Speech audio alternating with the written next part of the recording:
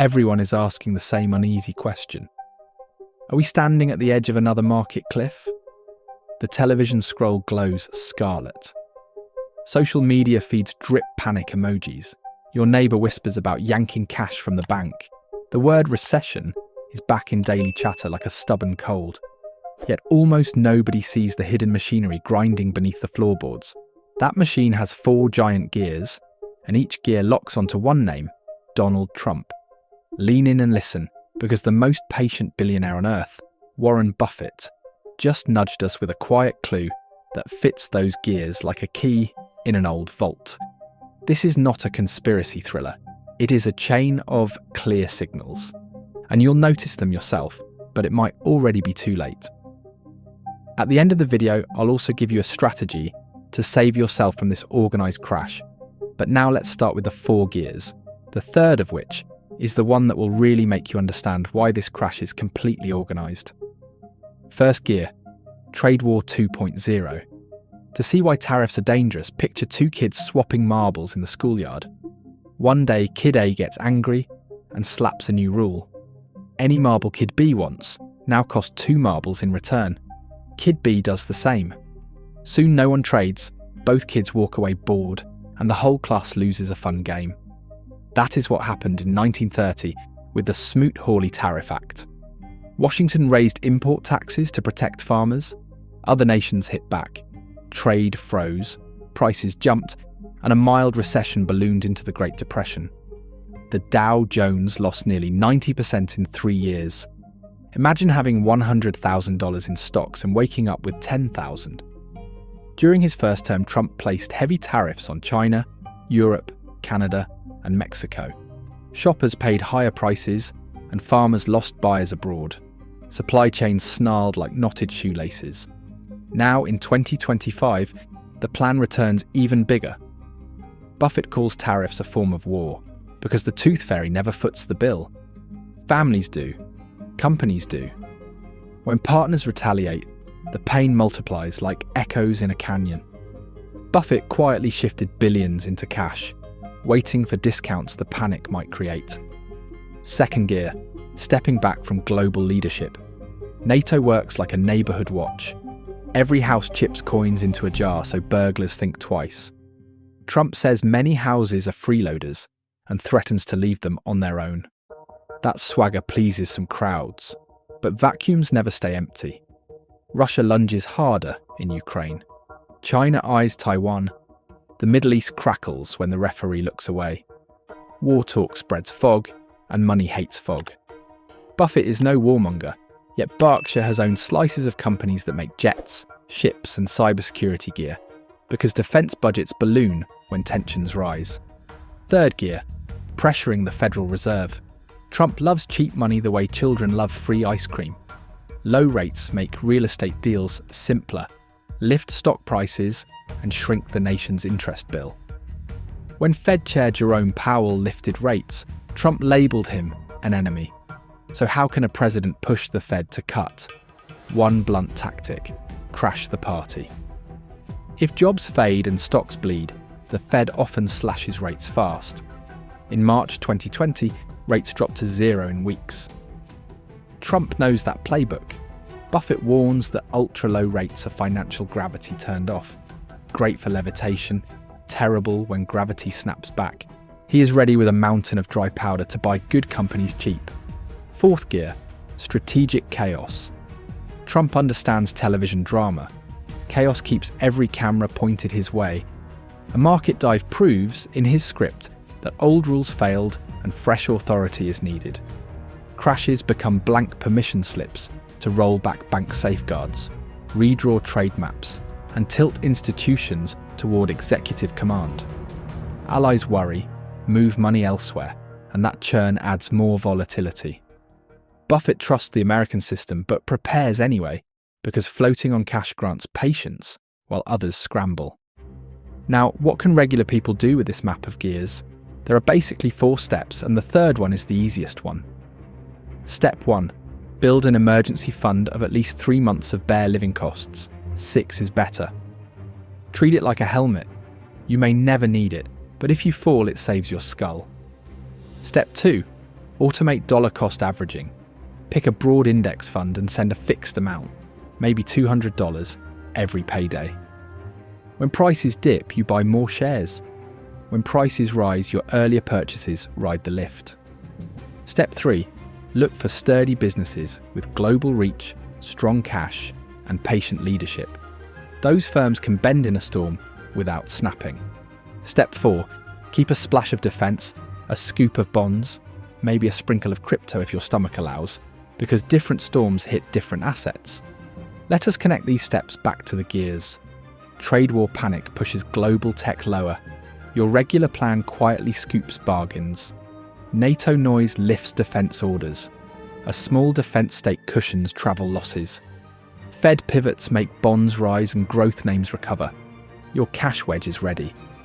Chaos rattles currencies. A diverse table with 4 legs balances better than one wobbly post. Real stories make the lesson stick. In 2018, tariff tweets punched Apple down even as iPhones flew off shelves. Patient buyers doubled money by late 2020. When Russia invaded Ukraine in 2022, defense ETFs beat the broader market by over 20% in 12 months. During the pandemic crash, the Nasdaq soared more than 80% inside a year, rewarding those who bought while news anchors shouted doom. Emotions are the hidden cliff. The 24-hour news cycle is a carnival megaphone. 1 hour experts chant boom, the next hour doom. The antidote is a written plan. Grab a sheet, list why you own each asset, the price you consider fair, and the trigger to sell. Tape the note to your monitor. When screens bleed red, read before you click. Buffett says temperament beats IQ. Your plan is a thermostat for temperament. Remember the iceberg rule. Headlines show the tip. Underneath lie cash flow, patents, demographics, and creativity that do not care about angry tweets. When tariffs bite, managers shift suppliers. When rates fall, entrepreneurs launch startups. Humans solve problems. Markets eventually reflect that. Seatbelts do not stop crashes, but you still buckle up. Think of your emergency fund as the belt, your diversified portfolio as the airbag, and your written plan as the driver's manual. Some ask if they should wait until the crash is obvious. By the time the crowd agrees danger is here, the steepest drop may be over. Markets move on whispers before headlines. Buffett buys while fear screams, not after calm returns. What if this time is truly different? Technology, politics, and climate feel brand new, yet core drivers stay timeless. Hope, fear, greed, and grit. Tulip bulbs, railroad bonds, dot-com shares, meme coins. Costumes change, people stay people. Seeing that pattern removes mystery and adds opportunity.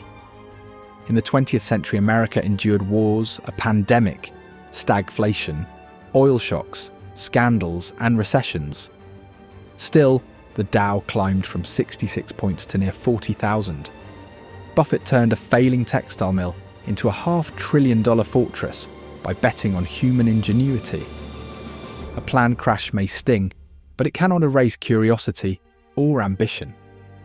Your mission is to avoid panic selling and become the calm buyer. If you need a mantra, remember Buffett's favourite. Be fearful when others are greedy, and greedy when others are fearful. It sounds like a fortune cookie, yet it never loses direction. Greed at the top hides risk. Fear at the bottom hides bargains.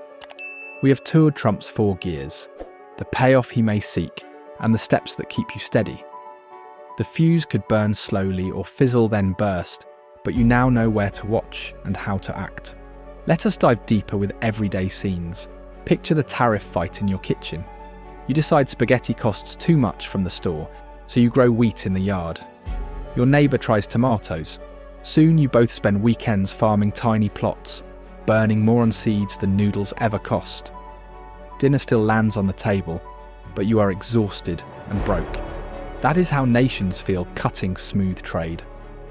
Next, imagine the NATO dilemma as a camping trip.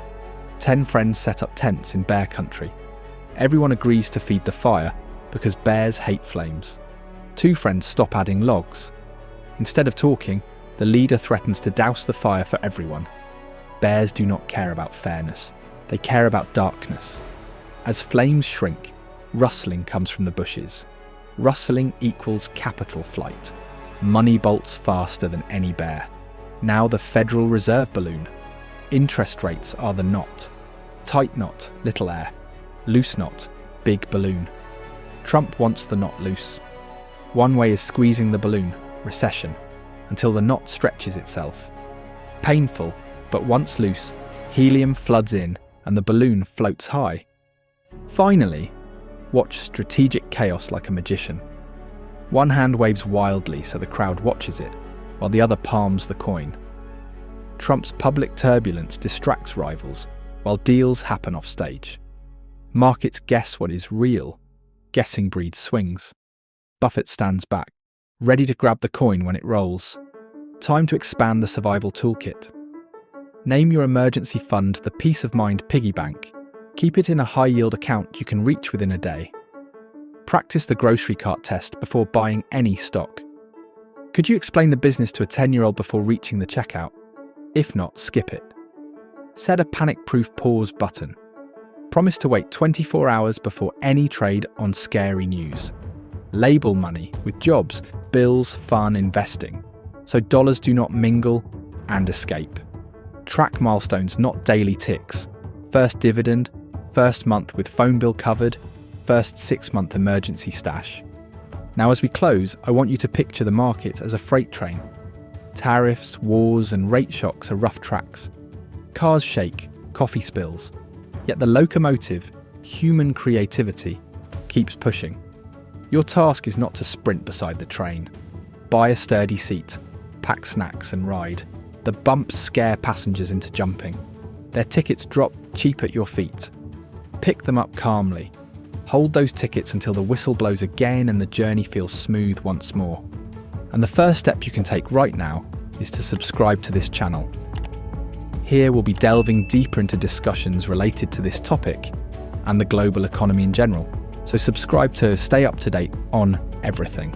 And if you found this video valuable, like it so YouTube can share it with more people with your interests, and let me know what you think in the comments.